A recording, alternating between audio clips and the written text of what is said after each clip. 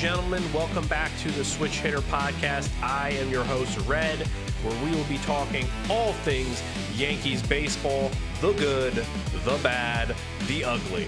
And we had a lot of good this week. So let's jump right into it. I'll give you a weekly overview. I'll give you your future cast, around the MLB standings, our segment, Pinstripe Rewind, and of course, player spotlight of the week. Let's jump right into it. Weekly overview. Tuesday, April 21st, the New York Yankees started our series against the Boston Red Sox. We had a 4-0 win. It was a good game. We had a home run by Stanton at the top of the second. The next score wouldn't be again until the top of the sixth with a 2-run double by Stanton. And then at the top of the eighth, Gruchik with a RBI double that would get Bellinger home. 4-0 win on the road in Boston. Good way to start the series. Wednesday, April 22nd, it was a 4-1 win against the Boston Red Sox, and what a performance by Max Fried. 8 innings pitched, 3 hits, 2 walks, 0 earned runs, and 9 strikeouts. What a stud. Great performance by Max Fried. Rosario would hit a 3-run home run in the top of the first to get us started. And then again, Rosario with a sac fly, giving Judge the opportunity to score in the top of the third. Great defensive backhanded play by McMahon at the bottom of the 6th inning. Should go back and watch it. Grabbed it, scooped it, slung it over to first base. Great defensive play. Hedrick would give up our only run of the game in the bottom of the 9th. I wanted Fried to stay in, give him those full 9 innings. What's another 3 strikeouts going to do? But he was already getting up there in pitches, so I could see why they pulled him. What a performance. Thursday, April 23rd, against the Red Sox to finish up that series. It was a 4-2 win. It was the hometown debut for our boy Cam Schlittler. He had 8 innings pitched, an earned run, 5 strikeouts, and 1 walk. Not a bad outing for him. It was a slow start for the Yankees that day, but a home run by Jazz Chisholm, the first of the year for him, was at the top of the 5th, got the Yanks going. Bellinger would hit a line drive with a 2-run pinch hit single, giving the Yanks the lead 3-2 in the top of the 7th. Judge with another line drive would bring back Caballero in the 7th inning, and with that, the Yankees swept the series against the Boston Red Sox, and soon after, the Red Sox would fire their head coach. So not a good time to be a Red Sox fan. Friday, April 24th, the New York Yankees started their series against the Astros, where we had a whopping 12-4 win. Ben Rice with an RBI single due to an infield error. Jazz is starting to warm up with a 2-run single. McMahon would hit a home run in the 2nd inning. Jazz got Alvarez sleeping, trying to steal a base on second. Jazz would then hit a home run at the top of the 4th. Giancarlo would leave the game with calf tightness. And we learned today that he has now been placed on the IL. Ben Rice would hit a home run in the 7th inning, which would be the 9th of the year for him, and Oscar would also hit a home run in the 7th inning. A dominant performance by the Yankees. Rice would go 2 for 5 with a home run, his 9th of the year, 3 runs. Chisholm would go 3 for 4 with a home run, his 2nd of the year, and 4 RBIs. Second game against the Astros, we would win 8-3. Houston would take the lead first. Grisham with a solo home run at the top of the 3rd. Caballero would follow that with another solo home run at the top of the 5th. The game would be tied up by the bottom of the 6th inning. Wells would then slam a solo home run at the top of the 7th. Rosario with a single in the top of the 9th, putting Bellinger on second. Wells would then get a base hit, bringing home Bellinger. McMahon would then rip it to right field, bringing home Rosario. Wells 2 for 3 with a home run, his 2nd of the year, 2 RBIs. Caballero 3 for 5, home run, his 3rd of the year, and a stolen base. This is where it gets sad, unfortunately. Our first loss against the Astros in that series, the Yanks were scoreless. 0-7 going into the top of the 6th until Judge hit a solo home run on his birthday. Happy birthday to the Judge. Louis Heel was demoted to AAA after a horrible performance, and Jasson Domínguez has now been called back up to the Yankees, and he would play his first game, which is our next game to talk about, on Monday, April 27th, against the Texas Rangers. He has replaced Giancarlo Stanton as a DH currently. And to get into this game, Ben Rice with a 2-run home run at the top of the 3rd. It would immediately be followed by a home run by Judge. Chisholm would follow that up by a home run of his own in the top of the fourth, and there was a great pickoff by Fried in the bottom of the fourth as well. That has been your weekly overview. A lot of wins. Unfortunately, weren't able to sweep both series, but we came out with the win in both series and happy to see that. Jumping into our future cast, Tuesday, April 28th, the New York Yankees will take on the Texas Rangers in the second game of a 3-game series. And on Wednesday, April 29th, we will finish that series against the Rangers at 2:35 p.m.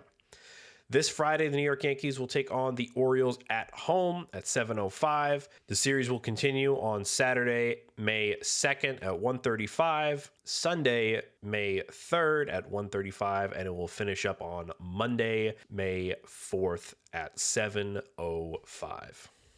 That has been your future cast for the week. Let's jump into around the MLB standings. At the top of the American League East, where they should be, are your New York Yankees with 19 wins and 10 losses. They are trailed by the Tampa Bay Rays with 17 wins and 11 losses.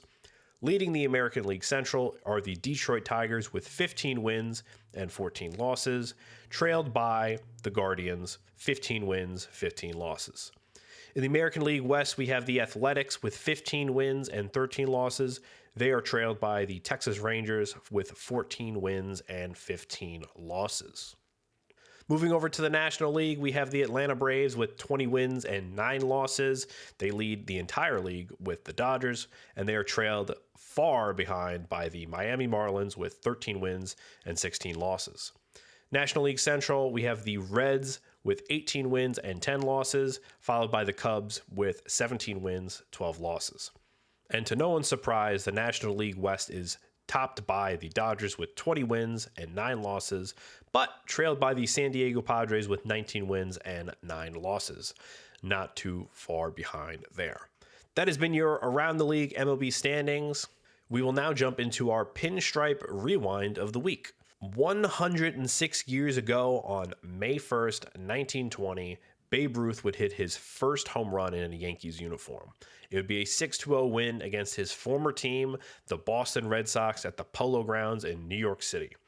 Ruth would famously go on to hit 714 home runs in his career, with 659 of those being with the New York Yankees. That has been your Pinstripe Rewind of the week.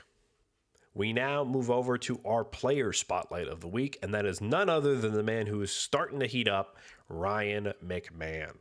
The 31-year-old from Yorba Linda, California, is currently the third baseman for the New York Yankees, and he had previously played with the Colorado Rockies from 2017 to 2025.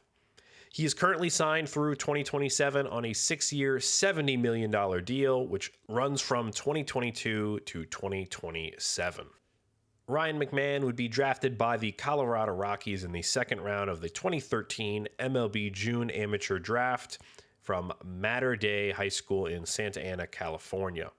His 2025 seasons averaged a .208 batting average and .308 OBP, a .333 slugging, and a .641 OPS. Some current facts about McMahon is that he is a 2025 All-Star, and he was traded to the New York Yankees by the Colorado Rockies in 2025 in exchange for Josh Gross and Griffin Herring. And that has been your player spotlight of the week. What a week it has been for New York Yankee fans. So much going on, so much to talk about, so many movements. It's crazy. We're doing well. It's exciting to see these movements, but let's talk about some of them. Elmer Rodriguez was called up to the big leagues to flesh out our pitching staff. Good to see him. We'll see how he does. Judge and Rice are unstoppable. Judge with 11 home runs. Rice with 10, and we're not even out of April yet. It's awesome to see. Obviously, not good to see Giancarlo Stanton on the IL. It's a calf injury. It's a calf strain. Curious how all of these big players are getting these calf injuries. First, it was Juan Soto in the Mets, then Francisco Lindor, which is a little bit more severe, and now we have Stanton. Not really sure what the cause is. Obviously, Stanton is not the best runner to begin with, but they're not old players, you know. Francisco Lindor is one of the best shortstops in the MLB currently. Juan Soto is one of the most dynamic players as well. So it's curious to see them all getting this calf injury just by running the bases. I wonder if this is a lack of spring training preparation issue, if this is an age, if this is a mount, whatever this is. It's curious to see this all happening. Obviously, Luis Hill was demoted back to the minors after a rough start in Houston. Jasson Domínguez was called back up to the big leagues, and he recorded a hit in his last game. Looking okay. His goatee looks absolutely awful. Please shave that off as soon as possible. And while we're talking about facial hair, hey, Wells, bring the mustache back. You look better with the mustache. With that said, there's been a lot of movement for the Yankees in these last couple weeks. Not necessarily a bad thing, especially once we get Rodon and Cole back, as I say every week, which are still currently doing their rehab assignments. But that's baseball. People move up, people move down. We're winning. So that's the goal. And hopefully we keep our pitchers healthy, which is the goal. If they got to go down to the minors and retune some things, we can do that. We'll take that time to make sure they can get it right so we don't get embarrassed and lose. That's the goal. Another thing I wanted to mention was today's game. 8:05, we take on the Texas Rangers.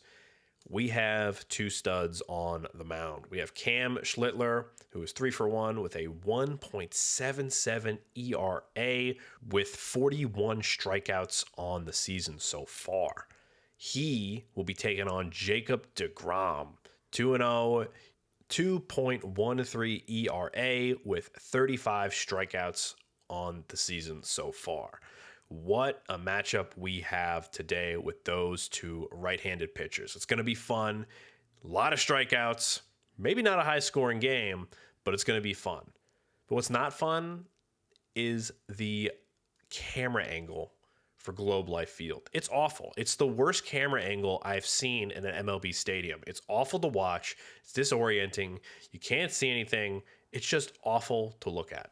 But if the worst part of this series is the camera angle, I'll take it, because all that really matters at the end of the day is a win.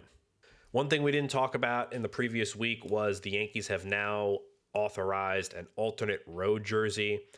I'm not really a fan of it. To my knowledge, it is a recreation, if not the exact same thing as the training jersey with the black and the gray lettering. I mean, sure. Judge was completely right in what he said was, well, we have a giant logo on our arm, and the Yankees make millions of dollars a year by having that one logo. So he's not wrong. It's about tradition, right? I don't even want the logo on the arm. I don't even want the Nike logo on our jerseys. But at the end of the day, it's a business, and we really have no say in it, and they don't really care what we have to say. The only thing that we could do as fans, if we didn't like it, is not buy tickets, and that's not going to happen over a couple logos on some jerseys. So as long as we don't get an ugly City Connect jersey, I guess I can be fine with it. Not that I have much of a say at all. This is very similar to last year when the Yankees got rid of its 50-year-old policy on prohibiting facial hair. I still think we should have kept it. It made us uniformed. It made us unique, gave us quote-unquote tradition. We certainly should have gotten rid of it for a pitcher like Devin Williams, who is not having a good season on the New York Mets. But I can see why some people don't like it. Personally, I think it's good to keep tradition, keep the jerseys, get rid of the logos. But money's money, right? Is what it is.